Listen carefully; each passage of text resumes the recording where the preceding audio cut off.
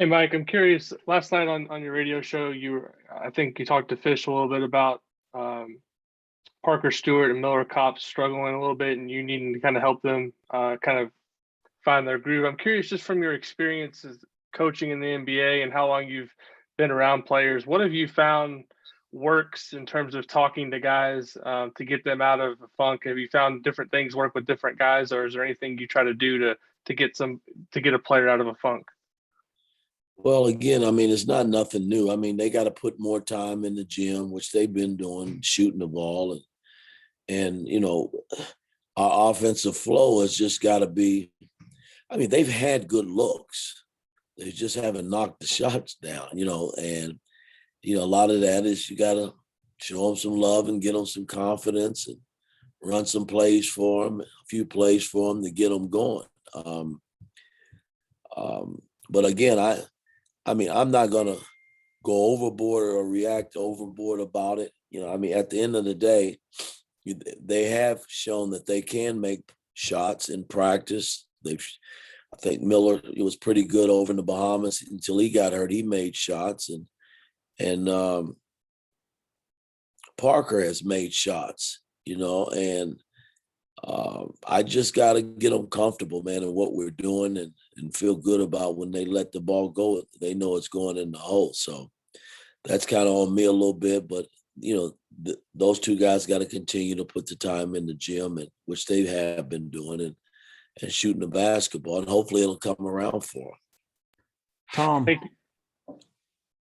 Mike, St. John's plays such a unique style of basketball. It's something you don't see every night in college basketball. Is that something that, though, you sort of try to prepare for a little bit in the off season or preseason, or is that looking too far ahead? Well, again, I mean, you got teams that's going to press. You got teams that's going to play half court zone. I mean, you see a little bit of everything in college basketball. And, our guys, we've worked on, leading into St. John. I mean, we've been working all year on, pressing. We just got to hope when they throw it on us, our guys are comfortable and making the reads and getting the ball out of the double teams and getting the ball up the floor to try to create a scoring opportunity. But it's a part of college basketball. You can't run from it. And, sure, we've been working against half-court zone. I'm not a big zone guy myself personally, but, I have some of my assistant coaches, put the second unit in zone situations and vice versa with the first unit. And we try to create an atmosphere where we are getting trapped and going against certain types of defenses. So, it's going to be an interesting game to see where we are. I'm kind of anxious to get to the game just to see how we're going to fare against their traps and getting the ball up the floor and doing what we do. Alec. Hey, Coach. Yeah, just kind of piggybacking off St. John's and the pressure that they bring to the floor. Talk a little bit about the point guard play so far from your group and kind of where they are up to this point and kind of what they need to improve on, especially going up against a very defensive pressured St. John squad. Well, I mean, I'm happy with the makeup of our point guards. I haven't played Christian very much, but I thought when he came in the other night, he was ready to play, and that's all you can ask for from a coaching standpoint. But I think Robin and Xavier are kind of holding it down a little bit in terms of how we want to play. Rob has been kind of a stabilizer for us when he comes in the game, and X is starting to find his groove a little bit. The last game he played really well for us and made all the right plays that we needed him to make and as a point guard. But again, we haven't witnessed this kind of pressure. I'm just, like I said, I'm kind of anxious to see where we are, to see how our guards and just our players in general react to, pressure. Peegs. Hey, Coach, that was just a good time to ask. Have you prioritized playing a game in New York City for in the coming years, either in Madison Square Garden or another location? Well, I've spoke with my Nick family that I know well about, possibly here in the future bringing the game to New York. I would love to do that. I think I owe that to Jim Dolan and that, Nick organization. I mean, our team has gone to New York a few times. I mean, we were out there for the NIT when I was here, and I know Coach has taken the team out a number of times as well when he was coaching here. But it'd be nice, I think, for our ball club to go back east and play in New York. So only time will tell. We just got to put something together and make it happen. Jeff. Yeah, Coach, I just wanted to ask real quick about Race Thompson. Averaging almost a double-double. I think it's 8.5 points, 10 rebounds while playing 20 minutes a game. I just like your thoughts on what you've seen from him. And is this sort of what you want from him going forward, or do you see other things you'd like to add a little more to what you're getting from him? Well, I think if his minutes go up a little bit more, I think all his numbers will expand. But I'm really at a good place with him right now and how he's playing.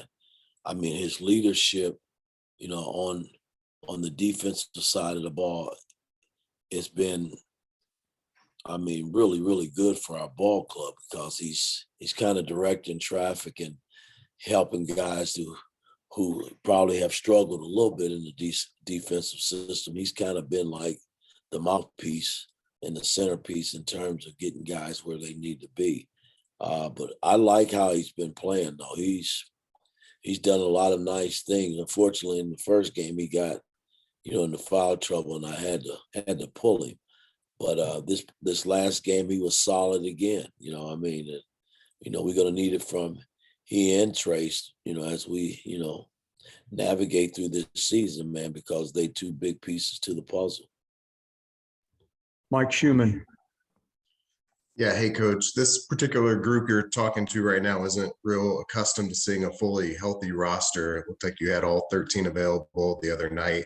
Just wonder what kind of value you're getting in practice from having so many guys available and then starting to prepare for some high major opponents like St. John's. Well, it's been very competitive, Chippy, guys, because, everybody wants to play, and I get that. And, we can't play everybody. Although the other night we were able to, because of the blowout, we were able to get everybody in the game. And I thought, everybody stepped up and played well when they got in the game. And that, that's kind of how practice has been. Guys have been very competitive and going at each other. And, it's kind of nice to see. It keeps everybody on their toes in terms of who's going to play and who's not going to play. So, tomorrow's game will be interesting to just see where we are as a ball club and see how we handle, their pressure. Kevin. Yeah, kind of getting back to that, Coach, and tempo. I mean, do you see yourself wanting to run with them when you break pressure, or how do you view dictating tempo in this kind of a game? Well, my thing is teams press, I convert back to when I was in college. We used to, when teams pressed us, man, that was a open door season for us, man, to get them down the floor and play. We used to lick our chops back in the day when we got pressed, or teams played half court zone against us because we kind of liked it. And so I'm telling our guys, hell, you get pressed, you got to make them pay on the other end for pressing. So it might cause us to speed up and play a little more up tempo, but that's okay. It's a part of it. I don't want to break the press and just play half court. If we got an opportunity to go score the ball, that's what I want us to do. Dustin, then we'll finish up with Zach. Hey, Mike, I wanted to go back to what you said about Xavier Johnson and him finding his groove. He's obviously been a guy throughout his career that's been pretty high risk, pretty high reward. How did you sort of want to shape his game to maybe accentuate the positives and cut down on some of the turnovers and the other stuff? And how do you feel like he's coming along with that? Well, I think he's making some nice strides. Again, point guard position is a tough position for me. And because I'm just so demanding on them doing the right things, to help,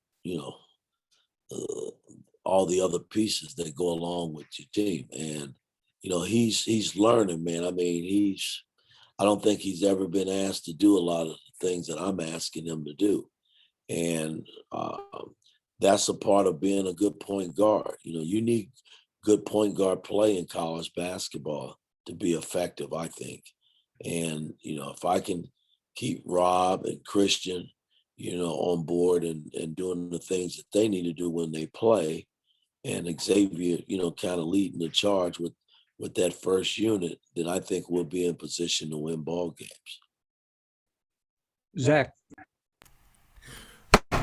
Mike, I wanted to ask, you talked a lot about Jordan Geronimo, a player you think has made a lot of progress and still has kind of a lot of potential he can realize. As you get ready for a game like this where maybe there's some defensive matchups you might ask him to embrace, and obviously, as a younger guy who wants to see the floor, you also want him to be careful with the ball. Just, I guess, do you feel like he's put himself in a position where you can give him more of that responsibility in games like this? We're going to see, I mean, again, I'm not scared to play any team in college basketball, and I'm not scared to play my guys. So, you can always put them in and you can always pull them when they're not doing what they are asked to do. But Geronimo's going to be in that second unit when I sub him in the game. And, and it's going to be interesting just to see how he responds. I mean, he's getting an opportunity to play, and he's very excited and upbeat about that. And I got faith in him. Only time will tell. Just got to wait and see how he responds. All right, Coach. Thank you. All right, guys. Take care. See you tomorrow.